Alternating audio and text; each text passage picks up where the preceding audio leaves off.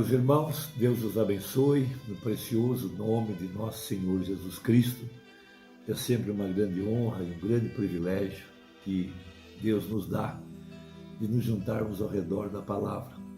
Hoje eu quero meditar em alguns parágrafos da mensagem, provando sua palavra a respeito do grande evento que ocorreu aqui nos nossos dias, do casamento do Cordeiro, as bodas. Veja, quando o nosso Eliezer, o anjo de Malaquias 4, juntou a cabeça com o corpo, de acordo com a profecia. A Bíblia fala em Efésios capítulo 1, verso 10, que Deus reuniria em Cristo todas as coisas, tanto as que estão nos céus, como as que estão na terra, aqui no tempo do fim. Quando o tempo acabasse, quando o tempo não seria mais. Então Deus agora seria um com sua igreja, de acordo com São João 17, quando Jesus Cristo orou: Pai, eu oro para que seja um como nós somos um. Veja, nós não estamos na ceia das bodas, e sim nas bodas do Cordeiro. Para isso ser feito, seria necessário a vinda do Filho do Homem, de acordo com a profecia. Tinha que haver um ministério para ligar a cabeça com o corpo. Foi por isso que o apóstolo São Paulo chamou esse mistério de o grande mistério, Cristo e a igreja, sendo Cristo a cabeça, sendo Cristo a parte masculina e nós a parte feminina. Nós estamos representados nas santas mulheres como Sara, Rebeca, Ruth, Tamar, Betseba. Cada uma dessas mulheres estava representando o mistério da igreja aqui no tempo do fim, incluindo Esther, evidentemente, a rainha Esther, que casou com o rei Assuero no 10º mês, no 7º ano. Então, todas essas coisas estão aqui para abrir nosso entendimento sobre a obra que Deus deixou para esse tempo específico.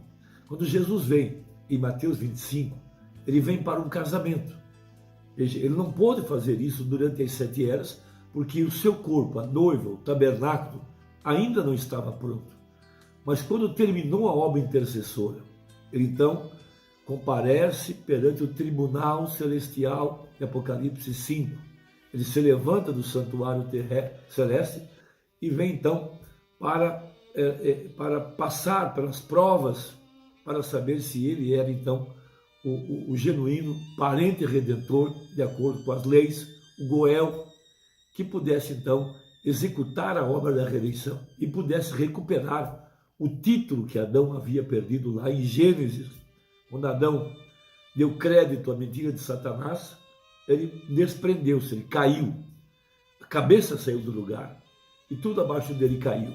E quando ele caiu, ele perdeu o direito à vida eterna. Ele perdeu automaticamente o poder de controlar, de governar, mas o mais importante, ele perdeu o poder para criar. Veja, Deus o comissionou para multiplicar-se, encher, povoar a terra através de Eva, como foi através de Maria, quando o anjo veio a ela, e o anjo então vivificou a promessa em seu ventre, vivificou a semente, a palavra falada, e ela concebeu. Da mesma forma, Eva nunca seria chamada de Eva, ela seria chamada de Senhora Adão, porquanto ela estaria conectada, seria uma só carne com Adão, e Adão então poderia reproduzir-se através de sua esposa e traria filhos, veja, na semelhança dele, na imagem da palavra, porque Adão era uma semente original, não foi Adão que foi enganado, foi Eva que foi enganada. Hoje não é Jesus que é enganado, o segundo Adão, é ela, a igreja, ela que se deixa enredar-se com credos, dogmas, com interpretações humanas, com fábulas, com histórias, e por conseguinte o produto é um crente denominacional chamado de igreja. A verdadeira noiva não é mais igreja, ela é a senhora eleita, ela carrega o nome dele, ela é da mesma linhagem, ela carrega o mesmo sangue em sua corrente sanguínea. Então, Temos o grande exemplo de Rebeca na Bíblia. Quando ela se levanta e sai da casa do seu pai, ela vem montada nos mesmos camelos que ela deu água há tempos atrás. Quando ela encontrou Eliezer lá na fonte de água, e ela capta o mistério que Eliezer não lhe tinha revelado, mas ela captou pelo Espírito, que ela deveria baixar-se e dar água para os camelos. Então, os mesmos camelos que ela deu água, esses mesmos camelos a trouxeram ao encontro de Isaac. E ali estava Eliezer, o servo, o eunuco, o mordomo-mor de tudo que Abraão tinha. Veja, um tipo exatamente de Eliaquim, um tipo de Cristo, o mordomo-mor da casa de seu pai, que Deus colocou sobre ele a chave no seu ombro, tudo que ele abrisse seria aberto, que ele fechava seria fechado. Esse é o tipo perfeito de Cristo. Por isso a verdadeira igreja também carrega essa chave depois da ressurreição de Jesus. Quando Pedro, que tinha a chave, abriu a porta aos judeus, abriu a porta aos samaritanos e abriu a porta aos gentios em Atos capítulo 10, na casa de Cornélio. Então temos essa grande leitura em Gênesis capítulo 24, a partir do versículo 58, quando Rebeca sai da casa do seu pai e ela é abençoada pela sua família. Veja, Eliezer levou a roupa para ela, para a família. Eliezer deu presentes, dons, mas para Rebeca ele deu a roupa. E chamaram Rebeca e disseram-lhe: irás tu com este varão? Ela respondeu: irei. Veja, ela estava decidida.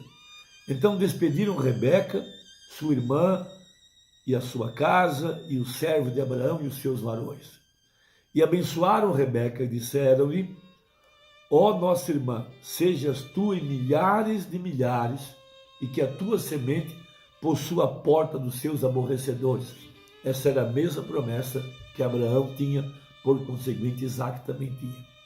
E Rebeca se levantou com as suas moças, e subiram sobre os camelos e seguiram o varão. E tomou aquele servo a Rebeca e partiu. O servo Eliezer, no caso.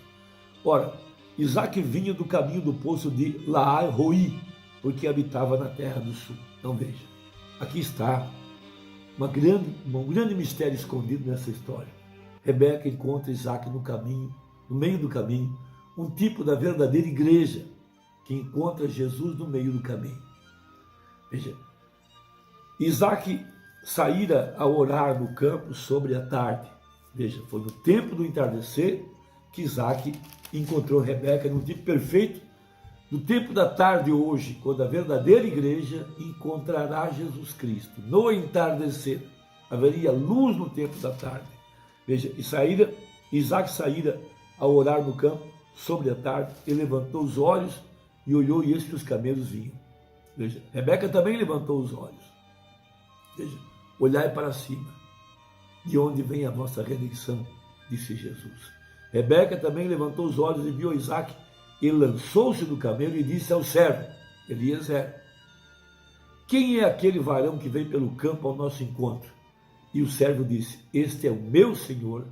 Então tomou ela o véu e cobriu-se. Agora veja, aquele Isaac que ela estava encontrando no meio do caminho, foi o mesmo Isaac que Abraão levou ao Monte Moriá, quando Isaac carregou nas suas costas o lenho, o madeiro, sobre o qual ele seria imolado.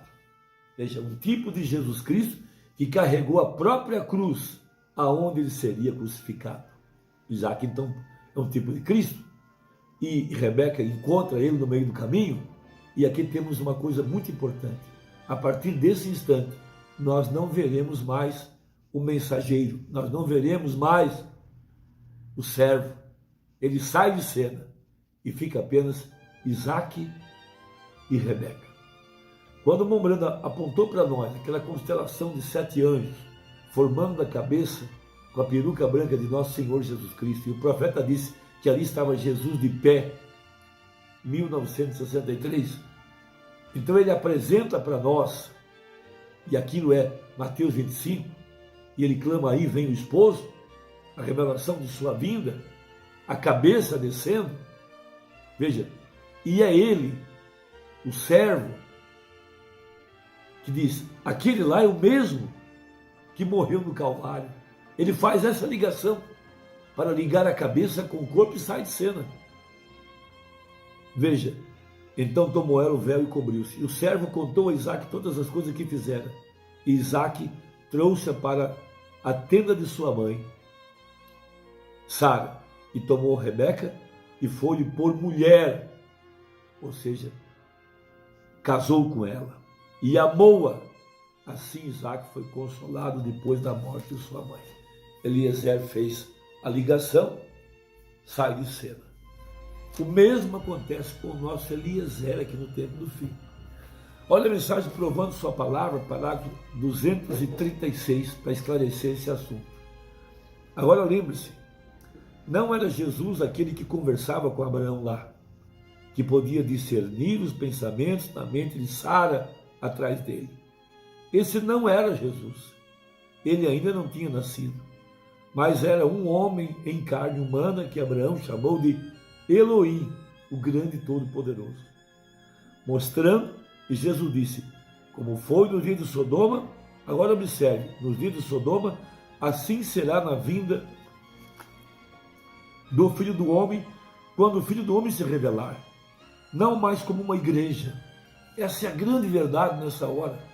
Nós temos que perder esse espírito de igreja, de igrejismo. Nós não somos a igreja.